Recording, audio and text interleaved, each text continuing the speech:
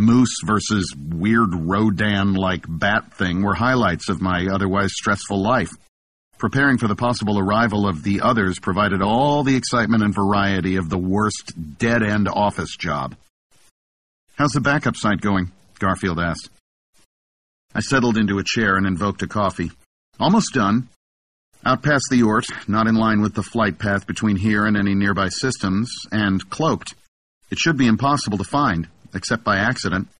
Are you keeping up on capacity?" "That's an issue, all right." I grinned at him. "We're building new bobs so fast these days. What are we up to, like 500 of us?" Garfield smiled sadly. "Yeah, weird that it takes a threat to our existence to get us to move our asses." "Or not so weird," I snorted. "That's kind of what original Bob was like." Garfield grunted.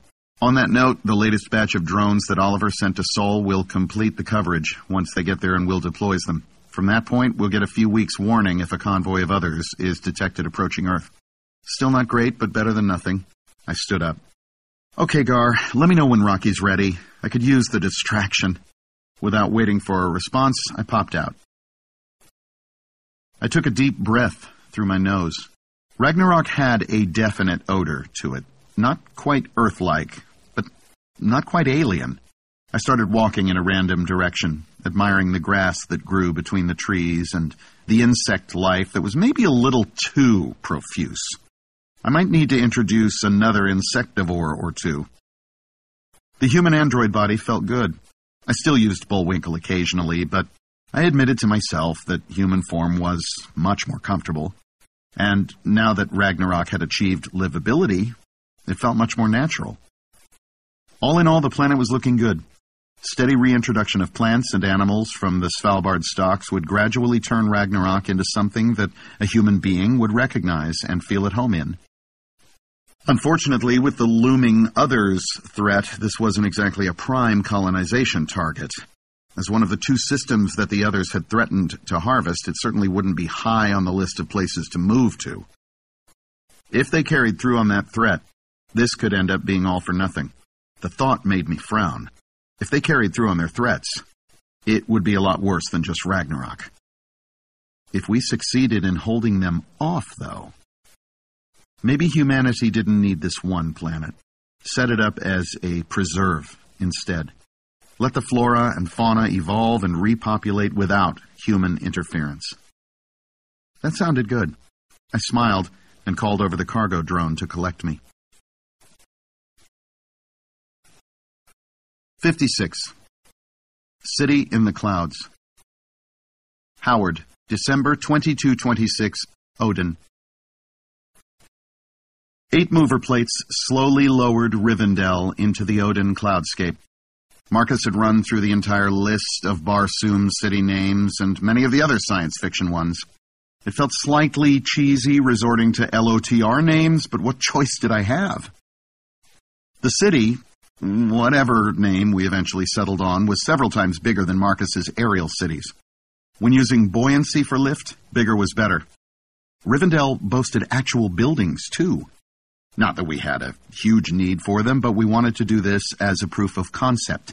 So Bridget suggested we pretend we were live people. We'd even built kitchens, sanitary facilities, and infrastructure. Bridget stood to one side watching the monitor, hands balled into fists, willing the city to behave. And well she should. This was actually Rivendell Mark II. The first iteration lay somewhere far below in the murky depths, probably melted into slag by now. Forgot to carry the 2 again. At depth, I said. Guppy, release the plates. Slowly. Guppy nodded without comment. The plates disengaged, and after a small bobble, Rivendell settled into equilibrium. Pressure is stable. Stress sensors well within limits. Thanks, Guppy. We'll take it from here. Guppy nodded and vanished. I always used to wonder when you mentioned Guppy. Bridget smiled at me, shaking her head. I sometimes thought maybe you had a screw loose. Confirmed, I yelled, giving a fist pump. Oh, yes. And so much worse than I could have imagined. I'm glad I can still surprise you, I said, giving her a peck on the cheek. I waved a hand, and the control panels for our androids appeared. Shall we? Bridget took my hand, and we connected. I undraped myself from the cradle and looked to my left, where Bridget's android was just doing the same. A quick glance around didn't reveal any obvious problems. Bridget took a few moments to get used to the android form, walking around in circles, clenching and unclenching her hands. Then she looked at me and gave me a wide smile. Wordlessly, I grinned back at her and nodded toward the door. We exited to a grassy field surrounded by low buildings on 3 sides. In front of us, the clear curve of the city dome rose from ground level, curving up and over us to cover and contain Rivendell. Without a word, Bridget and I hurried to the edge of the dome. Placing our hands on the transparent fibrex, we gazed in awe out at Odin. Flocks of krill wafted by, blown about by atmospheric currents. Small predators chased the krill, larger predators chased the smaller. A pod of blimps floated by in the distance, shadowed by the usual mantas, hoping for an incautious juvenile to stray. For layer upon layer, above and below, different ecosystems dominated, shading from one to the next. We watched this panorama, totally entranced, until we were startled by a thump, accompanied by a slight shaking. I looked around in surprise. About 2/3 of the way up the dome, a blimp had attached itself to the city. It appeared determined to hold on, and... I pointed, at a loss for words. "I'd say it's definitely a he," Bridget replied, chortling. "So it looks like he likes us." Bridget bent over and began to laugh, full belly laughs, arms wrapped around herself. "Not a single one of my engineering courses covered this," I said. Bridget fell over onto the grass. Up above, the blimp continued to prove its love. 57. Detection. Riker, April 2257, Seoul. 80,000 observation drones generated a lot of false positives. Even with the filtering algorithms I'd worked out, I still had to check a significant number of flagged items every day. After all, false positives were tedious. Skipping a real positive would be disastrous. Just the same, the process had become a humdrum routine, to the point where I almost went right past the first significant signal in 27 years of monitoring. I jerked in my seat as the details registered. Far too regular to be background noise, too persistent to be an instrumentation glitch. The readings were barely detectable, but they still screamed danger. I skipped forward through several hours of log entries and finally had to accept that I wasn't going to be able to explain this away. With a feeling of dread, I sent a text to Bill. "Positive detection." Within moments, Bill popped in. "Way to ruin my day, Will. Okay, let's see it." Wordlessly, I gestured to the monitor window. Bill sat down, pulled the window around so it faced him squarely, and began to scan. I could see his eyes moving as he went over the readings, his expression turning into a frown. He finally pushed the window away and sat back with a huff. "Well, that's it. We're being invaded. I noticed that the incoming is well off a direct line from here to GL 877. They expected us to be watching for them." I nodded, or at least allowed for it. Too soon to get a good picture of numbers, but I think we'll have that by the end of the day. Do we wait to make an announcement? I don't think so. Bill scrubbed his face with his hands, then looked at me with a weary expression. "There'll be a moot. We want to give people time to get organized. I'll send something out with a promise of more information in, 3 hours? I nodded and Bill stood up. "Okay, I'll get it started. Keep the drones well outside the others' detection range. No sense in letting them know we've seen them. And forward me the update as soon as you have it." With that, he disappeared. As it turned out, we didn't get as far as the moot. The readings resolved into individual signals in less than an hour. I guess we'd all forgotten just how big the others' ships were. 50 smaller objects, which were probably death asteroids, and 100 larger objects, cargo carriers, most likely filled with fighter units of one kind or another. I sent a text off to Bill and received a response immediately. Organizing something. 10 milliseconds later, Bill, Oliver, Jacques, Garfield, Thor, and Claude popped into my VR. I noted the complaint from Guppy as the VR memory usage ballooned and turned off Spike and Jeeves to compensate. "Well, that sucks," Bill said as he looked at the display wall I'd put up. "I think they've probably sent everything they have at us. Except the Delta Pavonis expedition, which arrived back at GL 877 well after this bunch likely launched." Jacques looked around at us, his arms crossed. None of us were fans of the others, of course, but Jacques seemed to have internalized a really visceral hate. Couldn't blame him, really. I had a similar attitude toward the memory of Vehement. "Thor, you have an analysis of the cargo carrier's probable contents?" Thor nodded in acknowledgement to Bill.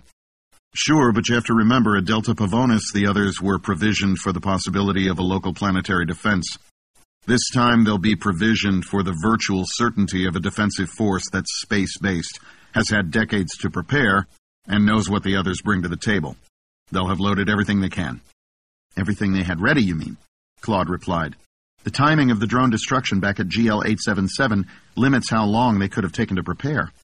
Garfield shook his head.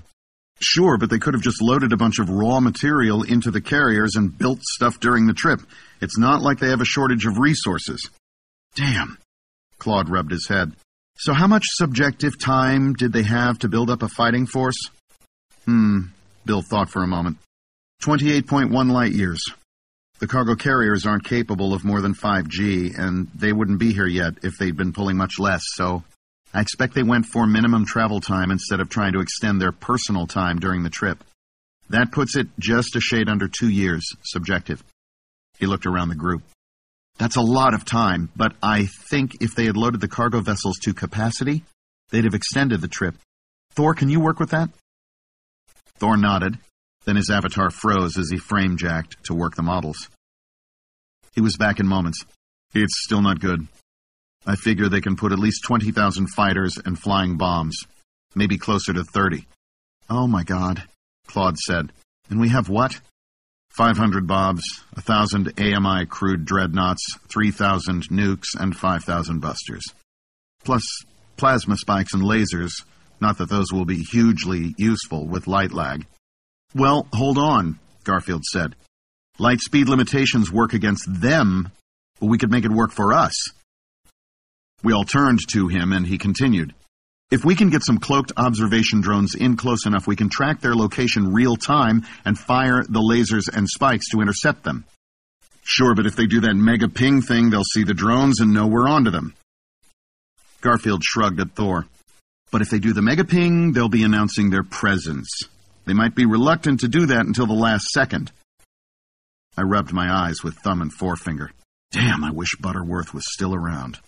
Bill grinned at me. "I don't think I've ever actually heard you say that before." "I didn't dislike him, Bill. We just always seemed to be at loggerheads." I shrugged. Anyway, this kind of reading the other guy's mind tactical stuff is what he was good at. Original Bob? Not so much. There were quiet nods around the table. "Yeah," Garfield said. "We really weren't good at things like chess for just that reason." The moment of contemplative silence was broken by Thor. "Yeah, whatever. Look. We can calculate when they'll probably consider it too late for us to do anything. That's when they'll ping. We just have to make our move sooner." "Okay, Thor, you'll handle that?" At Thor's nod, Bill looked around at us.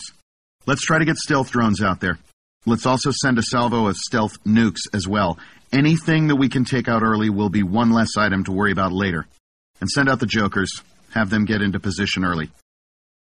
I jerked as I received a ping, and Bill looked at me with an eyebrow raised. "Seems Herschel and Neil are here." I grinned at the others. "So, at least we might be able to get the humans out of the way." Bill nodded and swept his gaze around the table. "Right, we all have our tasks. Moot's in 2 hours. Let's be ready for that." He popped out, followed in moments by the others. 58. Arrival. Herschel, April 2257. Seoul. I was jittery with excitement. In a few more minutes, we'd have decelerated enough to be able to VR sync with stationary Bobs. We were never really out of touch, of course, but email was such a dry method of communications. No one used it for anything but reports and updates. Finally, my latest ping gave a positive return. With a whoop, we threw our VRs open and sent a sync request to Riker. Connection refused. What? I looked at Neil. Are we in the doghouse? He shrugged, plainly as perplexed as me. I hope not. If I'm going to be in trouble, I want to have earned it. Recipient indicates he is at max capacity. Oh. Well, that made more sense. There was a limit to how many people you could host in your ship VR. We must have just caught him at a bad time. I sat back, ordered a coffee, and tried to relax. Finally, Riker popped into our VR. Usually it would be the other way around, but today didn't seem to be running per usual so far, so I didn't comment. Hi, guys. I'm glad to see you're finally here. What's going on, Riker? It's Will now, Herschel. I'm trying to leave the Star Trek thing behind me. I nodded and waved at a seat. Will sat down, accepted a coffee from Jeeves, and took a moment. Guys, remember when the others started blowing up surveillance drones around GL-877, then stopped? And Neil, Will inclined his head in an acknowledgement to him, pointed out that they might have launched something while we had a temporary blind spot? We nodded silently. Will was doing a lot of summarization, probably not just to shoot the breeze. Something was definitely up. We've detected their fleet. Will put the cup down and turned to face us squarely. It's big. I mean, really big. I'm not sure we can beat them. I am sure we can't beat them before they get close enough to Earth to start zapping. And we have to assume that's what they're going to try to do. Holy... Neil's eyes were like saucers. How many people left? How many stasis pods do you have? We managed to build 3 million, and lucky to have managed that many. Your report says you have 5. Unfortunately, we still have a little under 14 million people on Earth. I groaned. 6 million short. Can we double them up? It was a stupid comment, and I knew it. The pods were engineered for 1 person each. It wasn't just a matter of jamming bodies in. Luckily, Will recognized it as a rhetorical comment and didn't reply. How much time do we have? Neil asked. Could we build bigger stasis rooms? No time for anything like that, Will answered. And you still need the same amount of equipment for each person. Neil nodded. What are we going to do, Will? Will looked at us, shook his head, then rubbed his face with his hands. I don't know, Neil. The meeting I just got out of was to discuss that very thing. Right now, it looks like we take as many as we can off-planet, and just hope that we can hold off the others well enough to spare the rest. Shuttles? I asked. That, at least, isn't a problem. We've been considering the transportation issue for a lot of years. We can move 1 million people at a time. Mind you, it makes a third-world airline feel like first class, but if your life is at stake, you'll put up with a chicken in your lap. Neil and I exchanged a glance. Things were getting scary. Will you guys be ready to load? We're all set up with our pods, Neil replied. We've prepped several bays for your pods. We prepared for a full 14 million, so overkill a bit. I shrugged at Will. We've been considering issues for several years as well. I think we're ready for whatever you throw at us. Will nodded. Let's hope we're as ready for the others. How will you decide who to load? Will groaned audibly. That is an issue that I admit I've been carefully avoiding thinking about. We'll be abandoning almost half of the population of Earth to whatever fate the others are able to dish out. No matter how you phrase it, this is going to be difficult. Neil stared at the ceiling for a moment. Lottery? That would be the most fair, I guess, Will replied. But I think we have to worry about efficiency. So, biggest enclaves first and move in an efficient path from one to the next. We can't hop all over the planet just because of a random draw. Wow, this was mind-boggling and not in a good way. You're going to make arbitrary decisions about who lives and who dies. How do you live with that? Will's face took on a haunted look. I don't know, Herschel. I just don't know. 59. Reconciliation.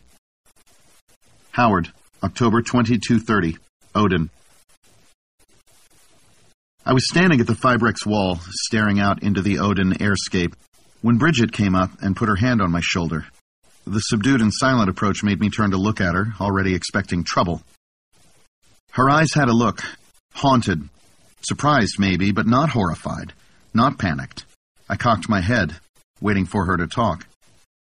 She tried several times to smile before finding her voice. I've been invited to a wedding.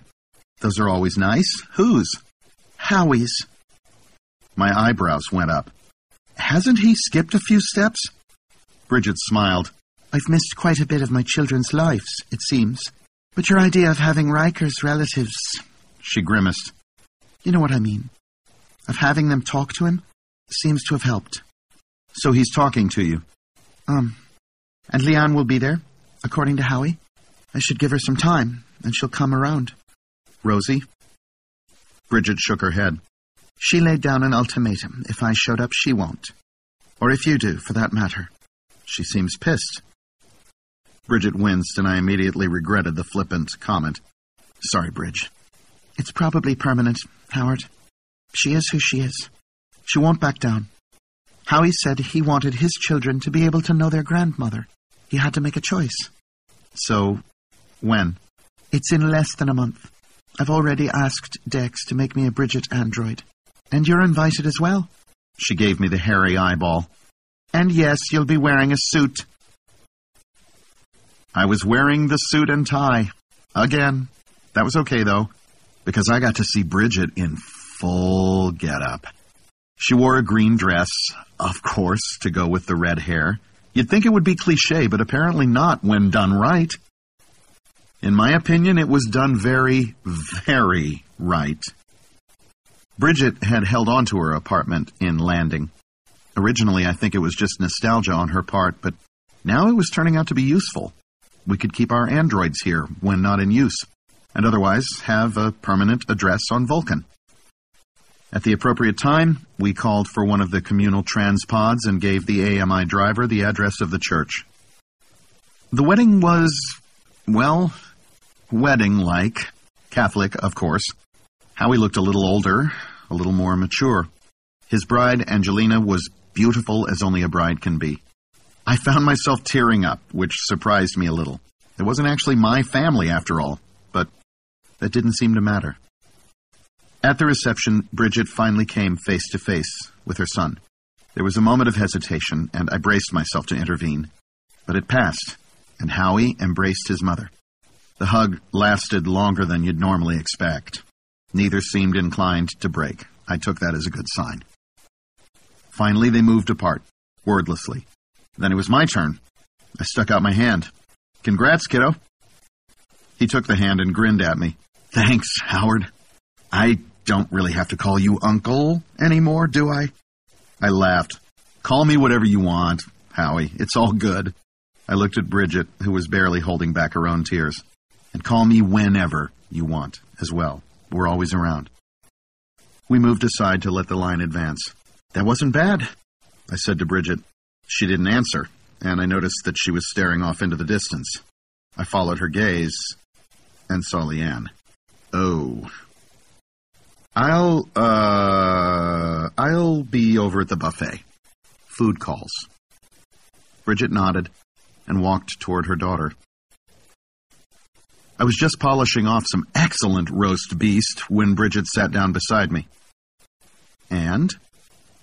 She sighed and looked at me. Rosie is emigrating to Romulus. Seems a bit extreme. That's Rosie, Howard. Never back down, never compromise. She's cut off her brother and sister. Bridget's eyes were tearing up.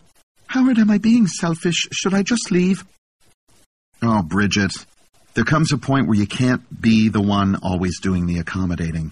Everyone's tried with Rosie. It's now time for her to do a little compromising, and I don't see it happening. She nodded, but she was still not happy. Look, you can try reconnecting with her children, eventually, assuming she has any. Remember, we've got forever. Bridget sighed and nodded again. I pointed to Howie, who was dancing with his bride, and Bridget's face brightened. Family. Good, bad, or nasty, you had to deal with them. 60. Sneak attack. Riker, April 2257, Seoul. Bill had put up a number of display walls in the moot room. 200 Bobs filled the hall, and several hundred more attended remotely. For the first time since he'd built it, the Moot VR was maxed out. The display walls all showed the same image, a graphic of the Other's projected course into the solar system, terminating at Earth. At various angles to that approach, with tooltips attached, were our counter-offensive units. We would be taking the battle to them, hopefully before they realized we were aware of them. "We have to take out as many of them as we can," Bill was saying, "before they have time to react. They have the size and power advantage in a toe-to-toe, but hit-and-run attacks favor us." Thor stepped up and pointed to one group. "Cloaked fusion bombs are going in first. 3 minutes. These babies have mechanical backups, so even if they zap them, the bombs will still go off at the preset time." He looked around. "We hope." I looked up at the countdown timer. Less than 3 minutes to first engagement. The tension in the room was palpable. Thor continued to point at items and describe the tactics. My mind wandered as I reviewed the last 100 years. 100 years to the month since I'd stopped the Brazilians from destroying the Earth. 100 years since I'd first spoken to Colonel Butterworth.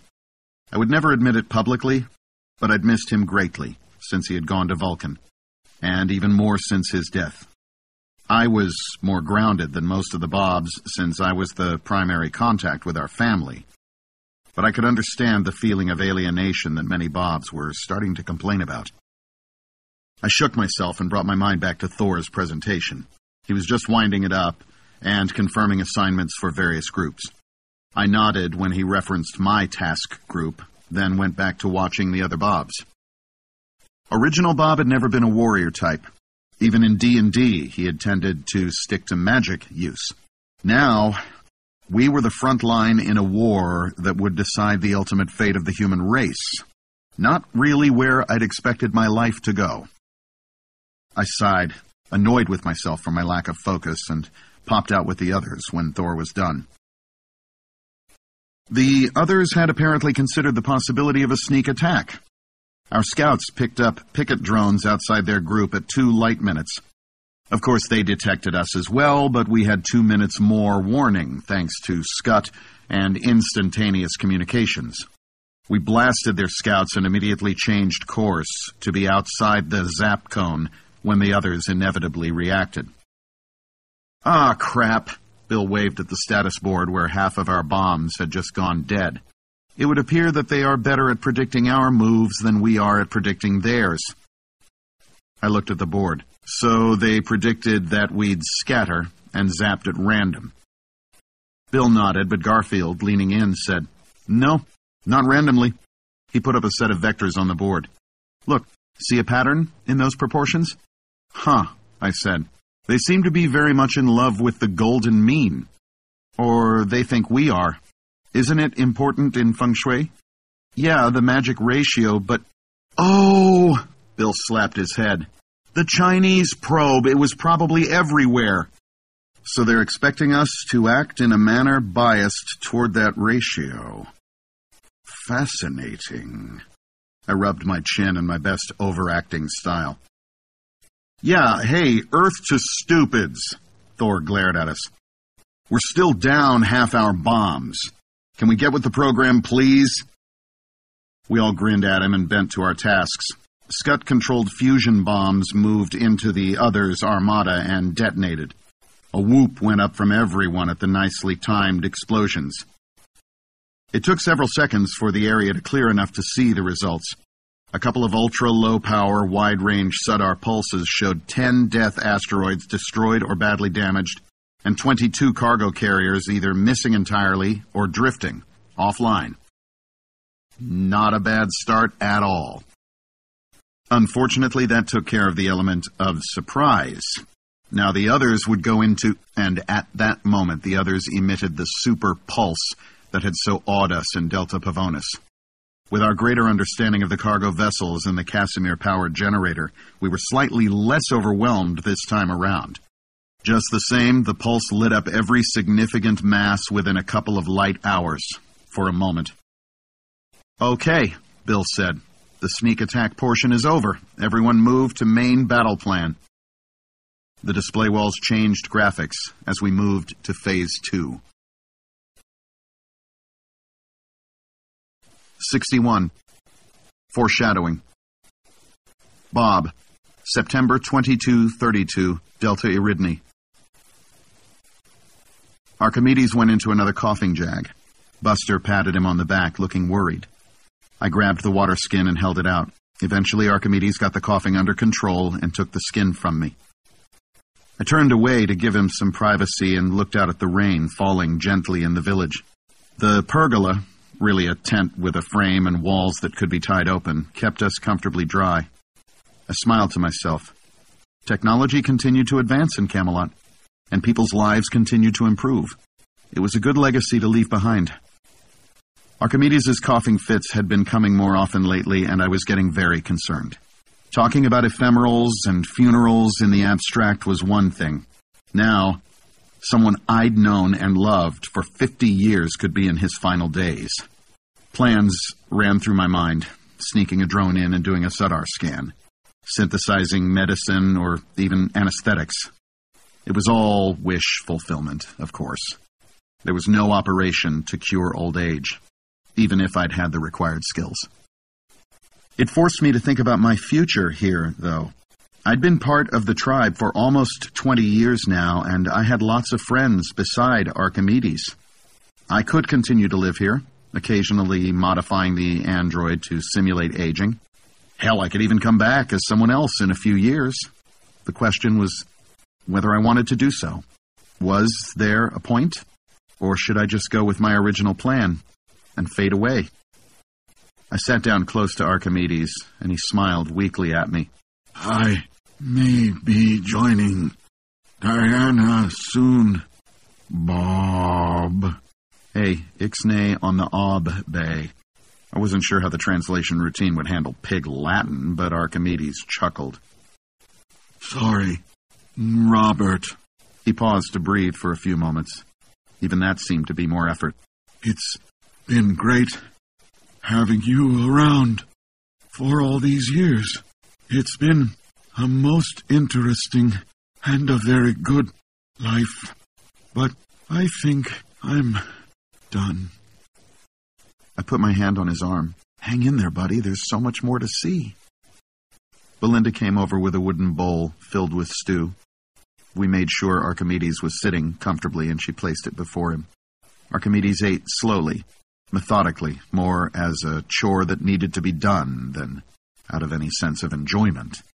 At that moment, I truly realized that he was just waiting to die.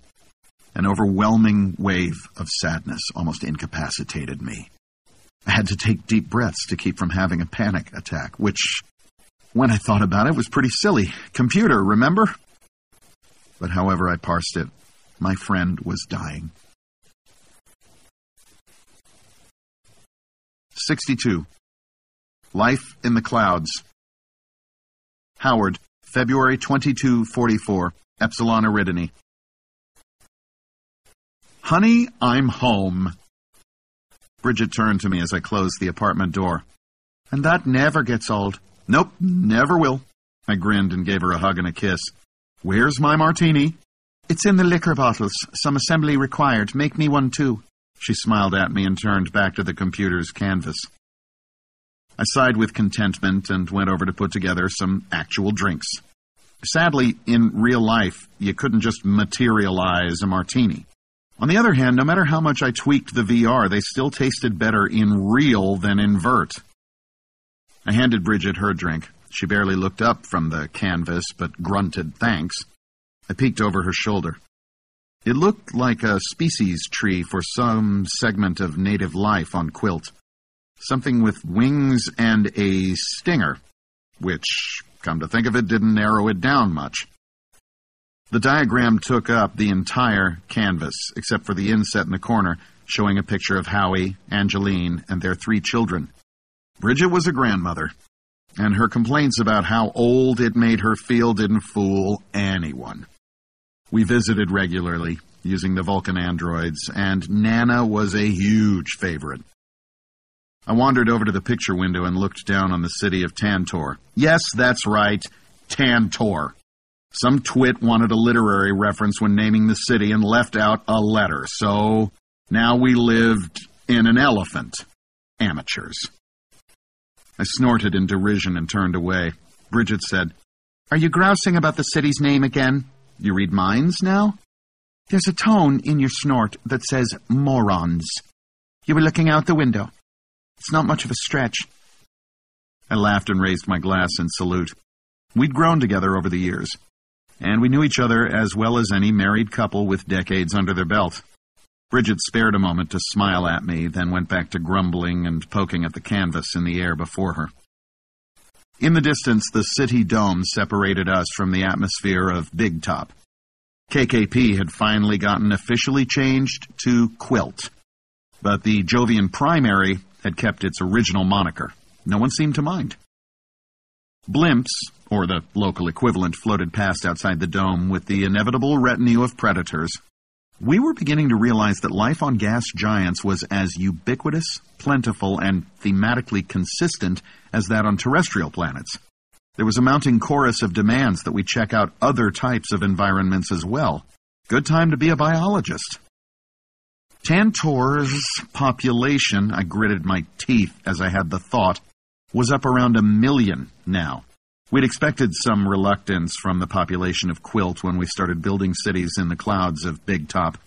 But it turned out most people were quite happy to leave behind the overwhelming ecological maelstrom of the planet. I sidled around to get in Bridget's peripheral vision. "Any new nasties?" "Ah," she turned to me. "Honestly, Howard, I think the planet actually evolves new species as fast as we get rid of the old ones. Humans are an unexploited niche, I guess. I'm sure some of these beasties didn't exist at all 10 years ago." I grunted. So far nothing had evolved a taste for androids, so I was good. I raised my martini to my lips, and Bridget said, "Howard, have you ever considered adopting?" Alcohol is surprisingly difficult to get out of clothing and carpets. You'd think it would evaporate quickly, but the odor remains. It took several minutes of cleaning before discussion could continue. "What?" Not my best response ever. "There was that shuttle disaster a while ago. A lot of children left parentless. Things happen. People die. More so than in a truly settled, tamed society, in fact. There are similar issues on Vulcan, Romulus, and the other colonies. Adults have risky jobs. Governments are actually having to create departments to deal with it." "Bridget, we're, well, to put it indelicately, we're machines." This from the man who lectures me regularly about how I'm original me, who once spent a half hour going on about Chinese rooms. Grrr. We're officially citizens. We have friends. We belong to clubs. Hell, Howard, we pay taxes. I stared at her for several moments. I actually do not have a coherent objection, which is weird, because my immediate reaction is, "Oh, hell no!" Bridget cocked her head and smiled. "You don't have to decide right away. We have forever, right?" I knew Bridget. This could have only one outcome. I was going to be a daddy. 63. Well, hold on. Herschel. April 2257. Seoul. Neil and Will popped into my VR together. Neil threw himself down on his favorite beanbag chair. "The pods are in and connected up. 8 million pods, and it only fills up about 2% of the ship. I forget sometimes how big this sucker is." He waved a report window open. Will pulled the window over and began swiping through the report. "Everything looks good. Any issues?" "Nope. Ours were already set up, of course. Your pods went in without a hitch and passed all diagnostics. We have just a bit under 8 million working stasis pods waiting for passengers." I gave Will a Spock eyebrow. "Are you okay, Will? How'd the thing go with the selection?" Well, about that." He responded with a sickly grin. "I haven't actually discussed that particular issue in public. I had a private conversation with a few representatives. We agreed that There is no scenario that doesn't end with a lot of fear and anger, so we're putting that off as long as possible. I groaned. When this was over and I had some spare time, there would be a good cry in my future. We could hold off the others, right? It could happen. Neil looked at each of us. With no collateral damage at all? Will shook his head. I suppose it's possible, in principle, but even so, we'll have made the decision. We'll have publicly abandoned 6 million people. I don't think an apology will be enough, you know. I nodded slowly. This conversation was seriously bumming me out. Time to change the subject. I pulled up my checklist and started ticking off items. Transports will come in the front, out the back. Offload to the rearmost bays first, working forward. We'll sit in low orbit to minimize travel time. How low can we safely go? I looked over at Neil. Did Bill say? I asked that question specifically. Bill was surprised that we'd added the 8 plates, and he said that with those additional plates, we could practically land. I laughed. Now that would be a sight. Maybe we should try it, Neil said, grinning back at me. I stopped laughing. Wait, how serious was Bill? Without waiting for an answer from Neil, I sent off a text to Bill. The response came back in milliseconds. 32 plates is sufficient to hold against anything short of ground contact. Why? I stared into space. Neil kept saying something, but I wasn't listening. Finally, he planted himself right in front of me. Dude, are you okay? I focused on his face. I might know how to save everyone. Will stared at me. You've popped a transistor. He turned to Bill. He's nuts, right? We all looked at Bill. I wasn't entirely sure Will was wrong. Bill stared into space for a full 5 milliseconds. Actually, it's not that far-fetched. I've seen the blueprints you guys put together on the structure of the Bellerophon. I think it's designed to hold atmosphere. They may have been built to double as personnel transport. It would certainly explain some of the design decisions. I nodded, like the over-engineered cargo bay doors. And the power connections in every bay, Neil added, and the configurable walls. Well, hell, Will muttered. So, do we just announce it, or do we ask the UN? Do we have time to ask? Neil added. Absolutely, Will said. We just don't have time to wait for them to decide. He smirked, then grew sober. I think we have to make the decision. And now. Emergency Bob moot? There isn't even time for that, Bill. We're down to the wire. We've been shaving everything as much as possible, trying to get it all done. We're out of slack. Vote? If you want, but honestly, if you think it's doable, and if it can save 6 million people, I say go for it. Bill looked around the room. Will, Neil, and I looked back at him. This was it. 4 Bobs, deciding the fate of the balance of humanity. But no pressure. Slowly, damn it! You want to tear us apart? Neil, please shut the hell up, please and thanks.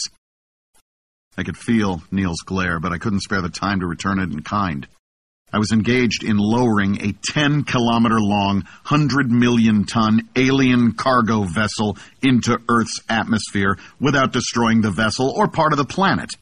32 mover plates surrounded the Bellerophon, the only thing between us and a very large crater. 2,000 meters. Bill's voice came from nowhere. Nodding, I stopped my descent. I looked at the view from one of the attendant drones. The image was like a scene straight out of a movie. The ship pushed aside cumulus clouds as it settled through the atmosphere. As we came to a standstill, eddies and whirlpools of air created complex whirls and patterns. Station keeping, location 1. This will be the hardest one because this is where you capture your atmosphere. I nodded. If we survive this, everything else should be routine. Nothing about this will ever be routine, Neil grinned at me, and I took the time to grin back. Neil controlled the cargo doors and directed the transports. 1,000 transport vessels hovered off our bow, ready to begin collecting humanity as soon as we indicated readiness. Neil began, ever so slowly, to open the front and rear main doors. Air began to rush in, trying to fill a vacuum 78 million cubic meters in size. The Bellerophon shook under the hurricane onslaught. Neil watched indicators, adjusting the door openings as large as he could safely allow. It still took 30 minutes to equalize pressure. A quick status check and Neil began opening cargo bay doors. We didn't need to fill every bay, just enough bays to hold 6 million people. I nodded to Will without comment. He returned a quick smile before pulling up his video connection to the transports. I noted in passing that he looked considerably less stressed. While we stressed. While we stressed. While we stressed. While we stressed. While we stressed.